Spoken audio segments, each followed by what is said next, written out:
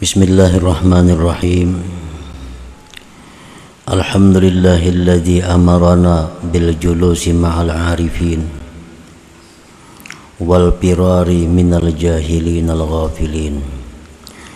Ashhadu an la ilaha illallah wahdahu la syarika lahul qawiyyul matin.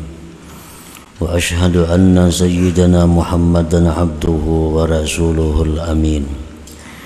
Allahumma salli wa sallim ala sayyidina Muhammadin khairil khalqi ajma'in wa ala alihi wa sahbihi wa dhurriyyatihi wa atba'ihi ila yaumiddin.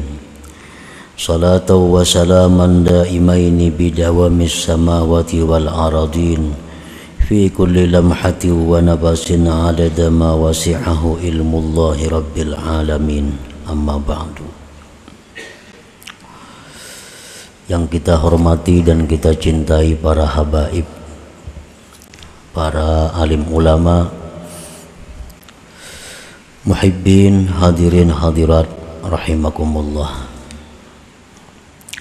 Pertama-tama kita panjatkan puji dan syukur kehadirat Allah Subhanahu wa ta'ala yang telah memberikan inayah, hidayah dan cintanya kepada kita sehingga kita pada malam ini dapat kembali berkumpul bersama-sama di majelis yang penuh berkah dan rahmat ini. Tanpa pertolongan Allah, tanpa hidayah Allah, dan tanpa cinta Allah kepada kita, kita tidak akan bisa berkumpul di tempat yang mulia dan penuh berkah ini.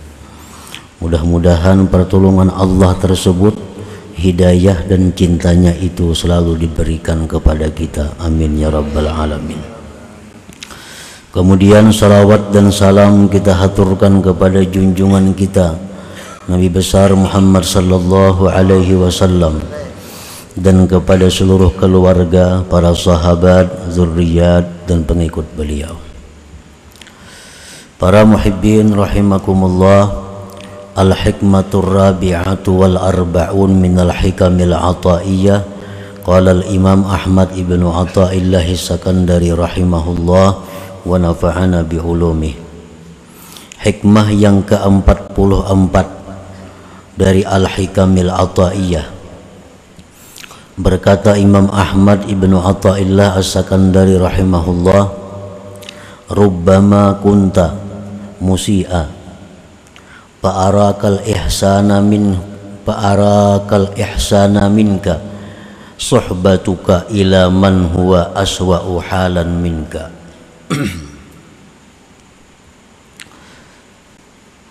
Kerap kali adalah engkau orang yang jahat,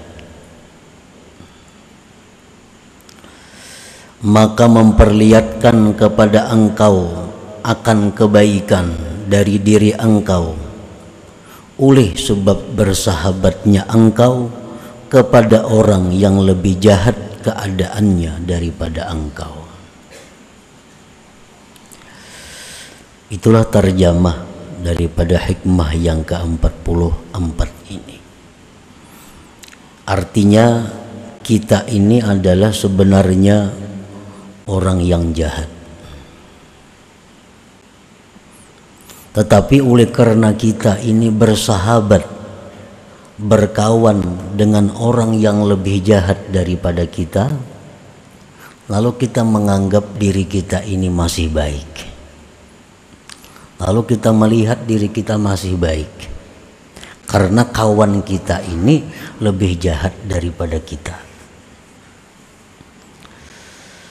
Hadhil hikmatu murtabitatun billati qablaha wa mutammimatun laha. Ini hikmah yang ke-44 ini masih ada hubungannya dengan hikmah yang sebelumnya dan menyempurnakan bagi hikmah yang ke-43 tersebut. Para muhibbin rahimakumullah, di dalam hikmah yang ke-43 yang minggu dahulu, la tashab man la yunhiduka haluhu wa la yadulluka 'ala Allah maqaluhu.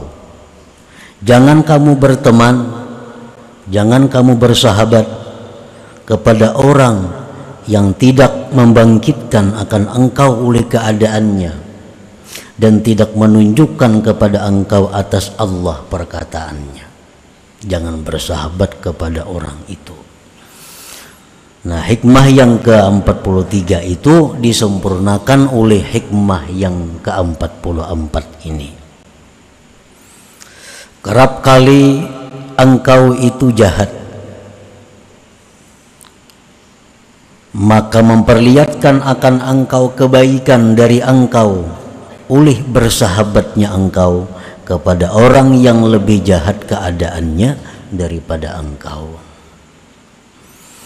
Nah, para muhibbin rahimakumullah, sebagaimana kita telah mengetahui bahwa untuk mencapai keridhaan Allah, untuk mencapai tingkatan seorang hamba yang diridhai Allah, untuk mencapai itu sangatlah panjang perjalanannya. Kada bisa 1 mat, kada bisa sebulan 2 bulan untuk menampak diri menjadi hamba yang diridhai Allah itu. Dan sangat banyak godaan, sangat banyak rintangannya. Oleh karena itu kita diperlukan kawan untuk menolong kita. Baik kawan itu berupa kawan sejawat, atau yang dimaksud kawan itu adalah guru pembimbing kita. Nah, di dalam hal ini kita diperintahkan untuk memilah mana kawan yang mempercepat jalan kita menuju Allah. Kita disuruh mencari mana kawan kita yang mempercepat jalan kita menuju Allah. Jangan justru menghambat, menghalangi kita untuk mencapai ma'rifatullah, untuk mencapai keridhaan Allah. Idza sahibta man huwa aswa'u halan minka ka ilmika annahu musirrun 'alal ma'siyat allati bari'ta minha aw annahu mutasahilun bid-din absaratka tilka al-ihsana minka lima tara ma yasduru minka minal ihsan wa minhu minat taqsir wan nuqsan fata'taqidul maziyata 'ala nafsik wa taqsira minhu fataqna'u wa tarda binafsik. Apabila engkau bersahabat, bakawan, lawan orang yang keadaannya lebih buruk dari engkau, seperti engkau tahu bahwa kawan engkau itu mengekali maksiat, padahal engkau sudah bisa lepas dari maksiat itu. Atau kita tahu bahwa kawan kita itu orangnya merimihkan agama. Arti merimihkan agama itu kada peduli halal, kada peduli haram, bila ada untung ambilnya. Nah, itu memeremehkan agama. Kita tahu bahwa kawan kita ini maksiat ketujuh, kawan kita ini meremehkan agama. Nah, memperlihatkan kepada engkau oleh yang demikian itu persahabatan tadi akan kebaikan daripada engkau. Bila kita bakawan orang seperti itu, lalu kita melihat diri kita ini baik. Dari kawan kita ini buruk.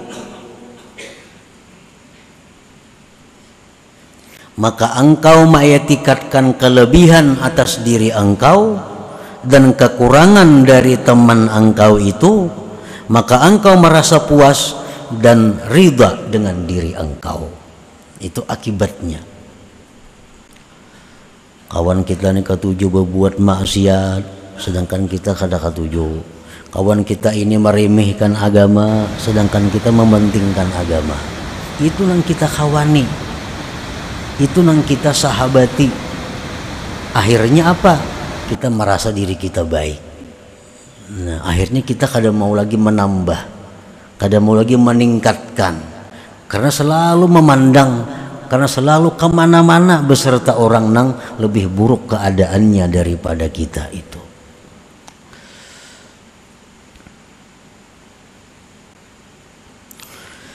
Bi khilafi ma idza sahibta man huwa ahsanu halan minka fi ilmihi wa ta'atihi wa ma'rifatihi fa innaka la tara min nafsik illa at-taqsira wan nuqsan wa bidzalika khairun katsir wa ghanimatun 'azimatun lak. Lain halnya bila engkau itu berkawan, bersahabat orang yang lebih baik dari engkau, ilmunya tak tinggiinya, taatnya tak banyakinya, makrifat kepada Allah tak dalaminya. Nah, bila orang seperti ini yang selalu kita kawani, orang seperti ini yang selalu kita sertai, maka engkau tidak melihat diri engkau itu melainkan kekurangan, melainkan kita merasa bodoh, melainkan kita merasa jahat.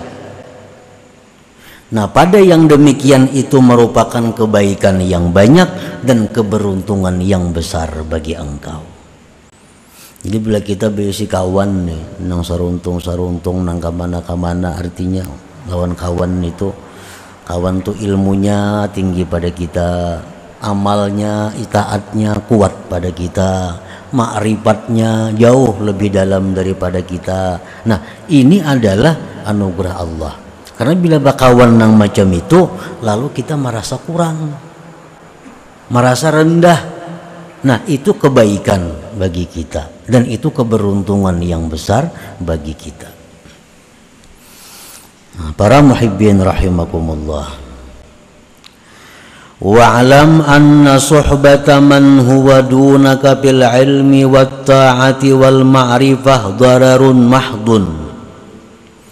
Ketahuilah bahwa bersahabat orang yang di bawah engkau ilmunya, orang yang di bawah engkau taatnya, orang yang di bawah engkau makrifatnya, bersahabat lawan itu mudarat yang nyata, mudarat yang nyata, kada ada untungnya. Artinya ilmunya kawan ini kada berilmu juga, taatnya kurang juga, makrifatnya maginnya. Nah, bila kita mengawani itu, bertukar pendapat lawan orang itu, ada masalah dirundingakan lawan orang kayak itu, sama dengannya menambah bahaya dan kemudaratan. Li'annaha tuwatti anka uyubak wa tubayyinu laka kamalak wa taqna'u bi ahwalik wa tarda an nafsik. Karena bakawan orang seperti tadi itu menutupi aib engkau, aib kita jadi kada kelihatan, karena kawan kita ini buruk pada kita, kawan kita ini buruk pada kita, akhlaknya buruk pada kita, ilmunya rendah pada kita, aib dalam diri kita jadinya tertutupi, nang nampak kesempurnaan kita. Akhirnya kita merasa puas dengan keadaan kita dan merasa ridha dengan nafsu kita, dengan diri kita. Waridha anin nafsi aslu kulli dhararin fiddin. Sedangkan ridha lawan nafsu itu merupakan pokok segala kemudaratan dalam agama. Mungkin kita ini merasa diri sudah baik, merasa diri ini sudah cukup, ada perlu lagi mengaji, ada perlu lagi menambah ilmu, merasa cukup sudah. Nah, itu adalah pokok kemudaratan, sumber kemudaratan dalam agama kita.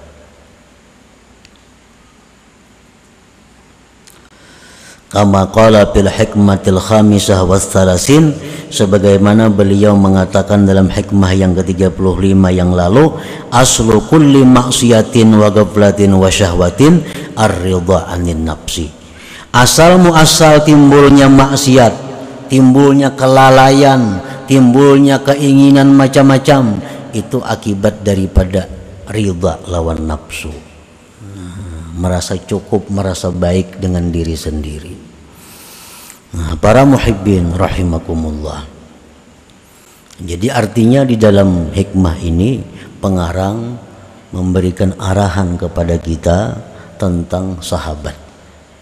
Sahabat ini ada dua, ada sahabat syuyukhah, ada sahabat ukhuwah. Ada sahabat itu ngarannya sahabat perguruan, ada sahabat persaudaraan. Sama pada sahabat, macam Rasulullah SAW dengan sahabat itu sahabat. Ini sahabat syuyukhah, sahabat perguruan ngarannya. Antara Sayyidina Abu Bakar dengan Sayyidina Umar, ini sahabat, tapi sahabat ukhuwah, sahabat persaudaraan ngarannya. Nah, baik dalam hal kita mencari sahabat perguruan atau mencari sahabat yang sifatnya persaudaraan, maka mesti orang itu lebih daripada kita ilmunya, lebih daripada kita taatnya, lebih daripada kita ma'rifatnya, supaya kita bisa bersemangat untuk menambah. Nah, jangan sebaliknya.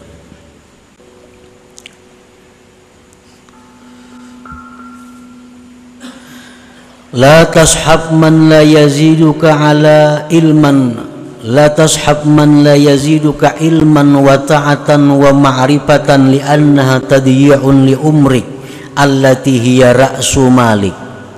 Jangan bersahabat orang nang kada menambah engkau ilmu, taat dan ma'rifat, karena itu menyia-nyiakan umur engkau yang merupakan umur itu adalah modal engkau.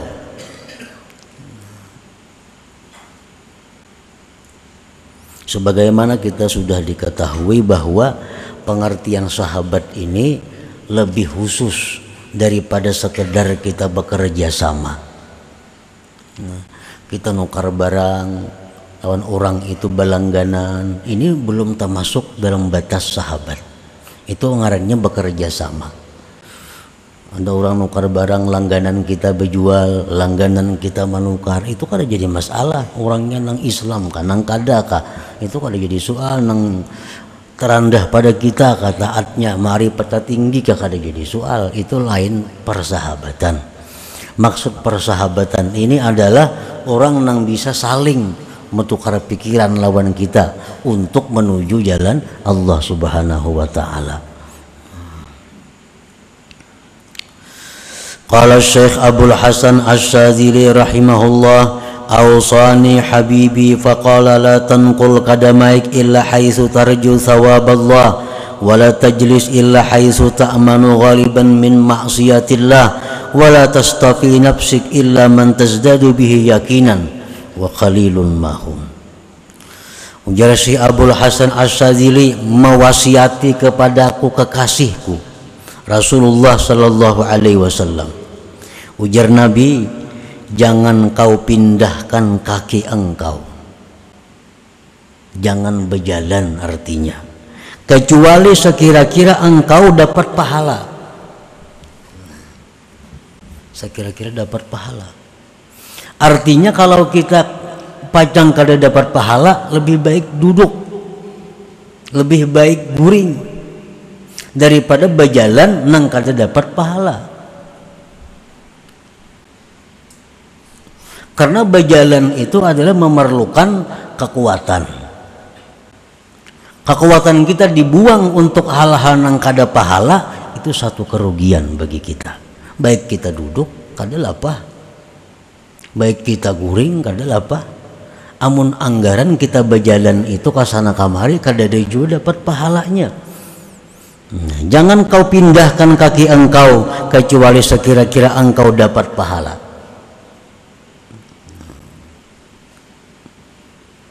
Jadi ini mesti belajar, maka belajar niat yang baik.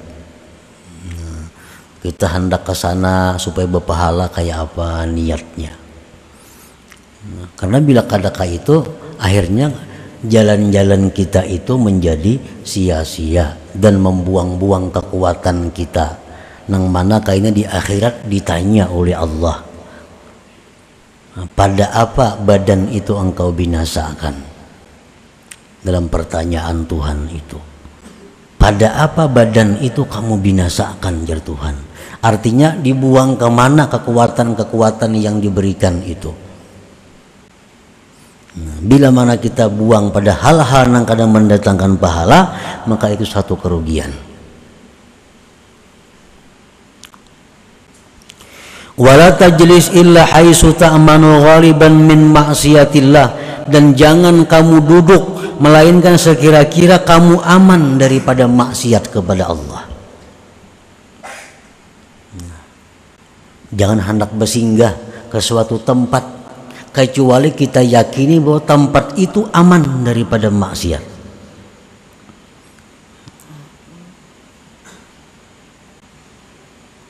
Jangan hendak istirahat, jangan hendak singgah, jangan hendak duduk di tempat, di rumah kawan kah, di rumah keluarga kah, di rumah makan kah, di warung kah. Jangan singgah kecuali kita yakini bahwa singgah di situ aman daripada maksiat.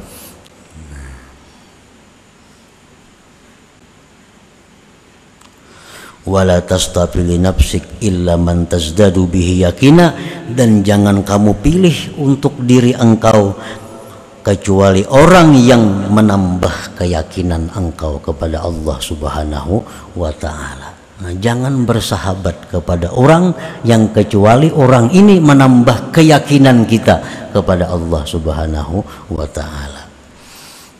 Nah, para muhibbin rahimakumullah, karena kita menuju jalan Allah sendirian.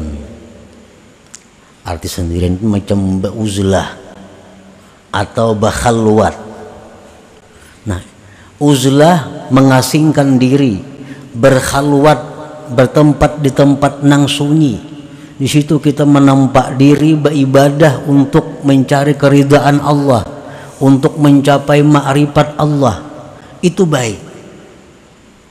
Tetapi kedudukannya ini lebih rendah dibanding kalau kita ada punya kawan yang mendukung kita.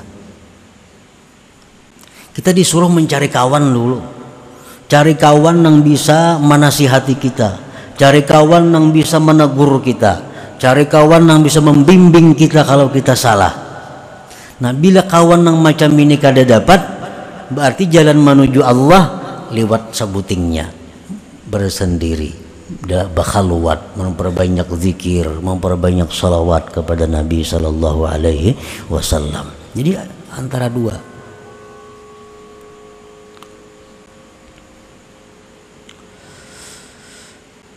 Wala tastafili nafsik man illa man tazdadu bihi yakina. Nah, para muhibbin rahimakumullah, qala ba'duhum, berkata sebagian ulama, inna barakata mujalasatil akabir ta'udu walau ba'da hin. Bahwasanya berkah kita duduk-duduk bersama orang-orang besar. Orang-orang besar di sisi Allah artinya aulia, orang-orang saleh, orang-orang arif.